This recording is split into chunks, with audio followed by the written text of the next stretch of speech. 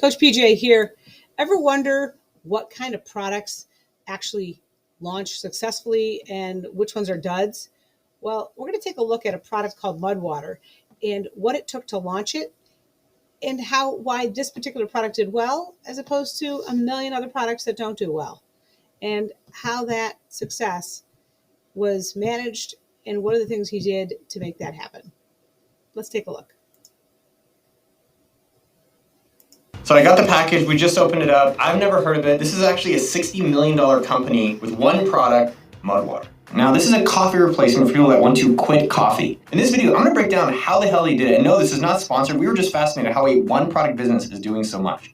Let's dive in. This idea actually came in India in 2015 when Shane was there drinking masala chai. It tasted great, awesome caffeine kick, but it didn't actually make him feel anxious or jittery like coffee did. So when he started making his own mud after he was inspired, he mixed in the masala chai spices to make it taste great. But he was super into health and fitness too, so he added some more spices to make the mud even more health beneficial. Why did this actually work? So coffee is a huge ass category. Maybe not everyone wants to drink it every single day, but there really was no market alternative. And he actually thought if he could make it a coffee replacement, there would be a lot of people who would be open to switching to it. Stick around to the end where you can see me do the unboxing and putting all the mud together and actually giving more of a taste test of what I actually think about it. All right, so how did Shane actually take his idea and turn it into a business? So he actually launched it in a weekend. And if you have heard me talk about the $1 Million Weekend, it's so cool that he did it. Now he designed packing label, he ordered on Vistaprint. He set up a website on Squarespace, and he didn't spend a lot of time analyzing the market, total addressable market, nothing like that. He knew that if he could get people to buy the mud, other people would probably do too. He didn't go get experts, he didn't do a bunch of research, he actually ordered the ingredients on Amazon, rented a space in a commercial kitchen, and mixed batches of mud together for hours to find the flavor that he actually really enjoyed. You can do it too for whatever type of business that you have out there. So a lot of props on that. Now to get the first customer, Shane posted a simple Instagram ad that said, "We're not mad at coffee, we're just disappointed, so we made something better." I know, that is an amazing hook, because if you're a coffee drinker, which is literally hundreds of millions of people, if not billions, and there's something better than that, you're like, okay, at least want to try it out. Orders started rolling in immediately, and the ads were working just really well, so they did even more ads. And again, we talk about this in a marketing strategy on this channel, is double down. So whenever you find something that's working for your business, do a lot more of it versus always trying to look for the new things. So he didn't really know anything about how to run ads. He just ran them. It was profitable and he did a lot more of it. Now, in terms of MudWater's revenue, they hit 6 figures of revenue in 6 months and then more than $1 million in their first year. Find something that people are really excited about. And I know people have heard that, but when you finally put something out there and you're making 6 or 7 figures in your first year, people want it. Shane could actually barely keep up with demand. And that's actually where problems started to happen. So let's cover a couple of things. One is he picked a category that was already very, very popular. And by picking that category, he was able to offer a replacement or a substitute, which goes back to kind of marketing 101 is you're creating a new category requires you to educate your population, is to introduce it, is to convince them to try something new versus having a substitute, something that is a natural substitute in an existing category, gives folks a reassurance that they're just substituting it for something they already do. It doesn't require them to do something new or try something new. So it's a very subtle difference, but it does make a big difference in convincing the marketplace to go after it and to address it and to embrace it. He had a great hook. He said that he's not mad at coffee, but here's something that's better. And it gives people an intrigue that, well, let me be the judge of that. So that hook was really, really strong. And he wanted to do it in a weekend. He did it fast. He didn't do all the research, which I love that element. And this is what we call a minimal viable product. He wanted to get a product into the marketplace, into the hands of the consumer, and get feedback as quickly as possible. He wasn't going to slow down through analysis. He wasn't going to slow down. He basically wanted to get it up and running quickly. And I tell all my new entrepreneurs, speed is of the essence, because the sooner you get it into the hands of the consumer, as soon as you can gauge the market reaction, the sooner you can adjust and tweak your product to something that is even more attractive to the market. And that is what this guy did with MudWater. Let's keep watching. Now, trying to keep up with the demand almost sank the business. So challenge number one, he actually had to figure out the supply chain. Because Shane just started by ordering spices off Amazon because it was the same price as a wholesaler and it was fast, like way faster. But as more and more orders actually started coming in, he needed these ingredients in bulk, but he couldn't find the right suppliers because most of them were actually just selling generic versions of the ingredients. And he needed the high quality stuff that he's promising in this kind of product. So in outsourcing the product packaging took extremely long as well. So one thing I want to just call out right in this moment is that a lot of people are like, well, how do I get packaging? And how do I get the ingredients? And how do I get the wholesaler? And then actually getting the customers, which is the hard part, is really challenging. I actually really like how Shane did it, which is, let me see if I can create something that people really want. Now these problems of supplies and packaging, hopefully we'll hear in the story that he overcame it. So Shane packed the mud in tins, as you can hear here, but packaging suppliers wanted to pack it in bags. Now these bags are easier to automate for them, but Shane wanted it to be as eco-friendly as possible. So he spent months looking for a supplier that would actually pack it. And it is funny, as I got this, I was like, oh man, I wonder why doesn't he just do it in bags? Or I could just go buy chai tea in bags for much cheaper than this. And after 10 months, he finally found a factory that would do this tins versus the bags. So we went with them. Now the ingredients are sourced directly from suppliers all over the world. Now he had another challenge, which is getting funding. Now Shane started this with a $5,000 credit card limit, and that was pretty much it. And so he was using his salary from his day job, again, something I highly recommend y'all do, to pay for ingredients and these ads every month. But demand was just growing and he could not keep up. And he got to a breaking point. He was spending mornings and lunches packing orders. After work, he was mixing spices. And the weekends, he spent taking orders to the post office. He was running on empty trying to get all this stuff done. So he had a choice to make, either quit his job and focus on MudWater full-time, or he had to quit MudWater because he could not keep up with this demand. So he called his friend Paul on the phone. What up, Paul? I'm stressed, man. I'm on the brink of tears. I don't know what to do. And Paul said, hold on. The customer testimonials are just insane. You cannot give up on this. I'm going to write you a check for $25K. You're not going to say anything about it. Go quit your job tomorrow and get to work. That's a good ass friend. I hope if you guys have something like that in your corner. Paul sent him the check. Let's stop there for a minute. A couple other things. He didn't worry about getting the ingredients in the supply chain. He worried about getting the customers first. And that is critical. I know way too many entrepreneurs who focus on all the things that are not happening and invent problems that they're trying to solve before they even have any customers. What if I launch this and this happens? What if this? It's like, then you'll cross that bridge. You'll move way quicker in solving that problem when it presents itself than you can right now. Get the customers, get the market reactions, market. That is who's going to tell you what's going on, what's happening in that place. So I really encourage you to take that to heart. He also was using, as he said, his day job to fund this.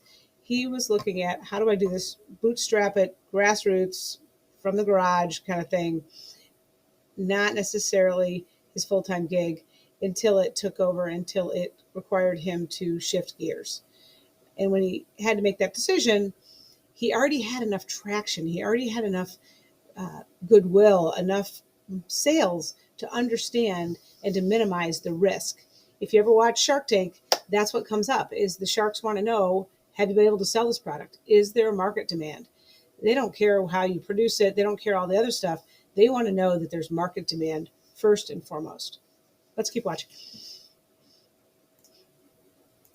The money was in the bank account. Shane quit his job the next day and focused completely on growing MudWater. After that, they actually raised $1 million in funding from investors in their first year, and they've raised over $20 million since then. He had another challenge. He actually had to convince people it was as good, if not better, than coffee. This product, you could go and copy and make it for cheap yourself, but it's interesting how, one, it makes it convenient for you, but two, they actually put it, like they talk about breathing and exercising. That is what a brand is. It's the experience you get feeling someone. Now, the brand is what's really interesting. They're talking about sleep. They're talking about breath work. It's actually what makes you feel connected to MudWater and supporting them on their journey, as well as benefiting yourself because you like who they are. Now, there's a bunch of other coffee replacements that are out there, but MudWater ended up winning because their marketing is so damn good. Let's check out some of their different marketing. Oh my God, it's so clean. Like, look at the website. It's definitely and I love when you come to a website, there's one clear CTA, which is try it, shipping included. You see 14,000 reviews. They got this kind of nice little video on repeat.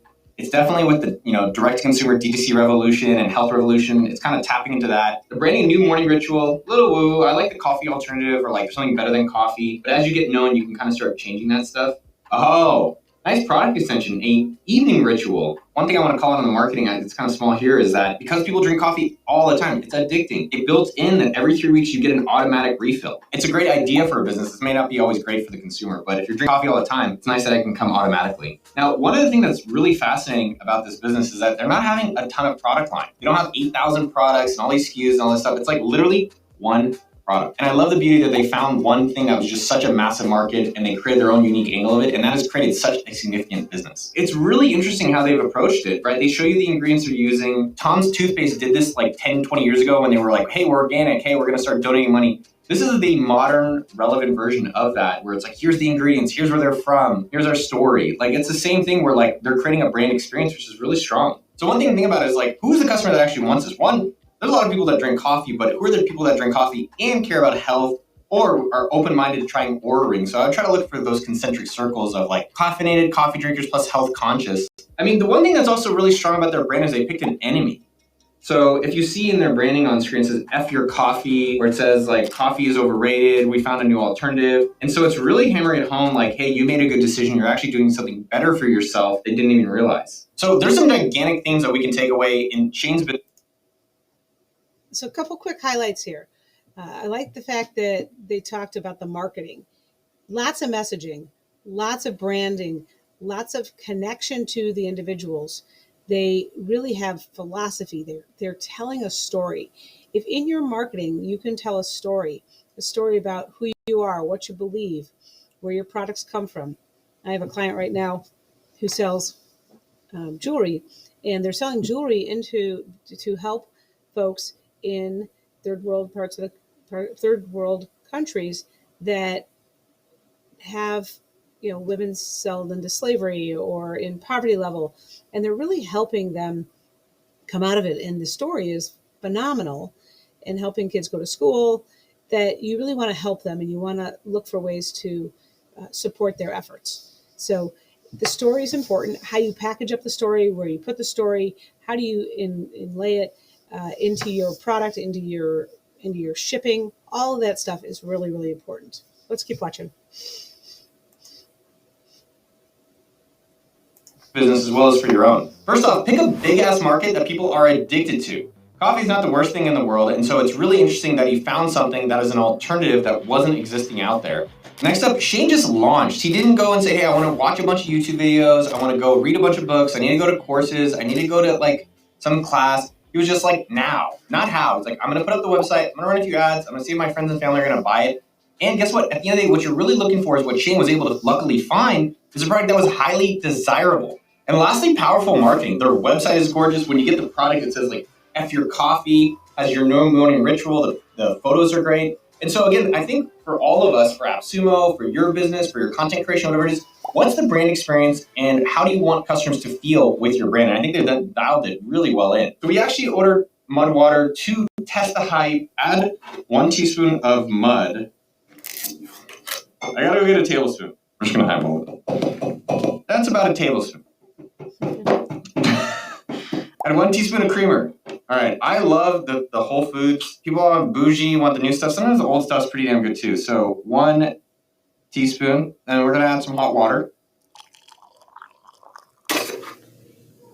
How does this work? Oh, it's basically a bunch of blenders. All right, let's go. I'm having a good time. It's pretty interesting. All right, so I'm trying the Mud Latte 2.0. Tastes pretty good.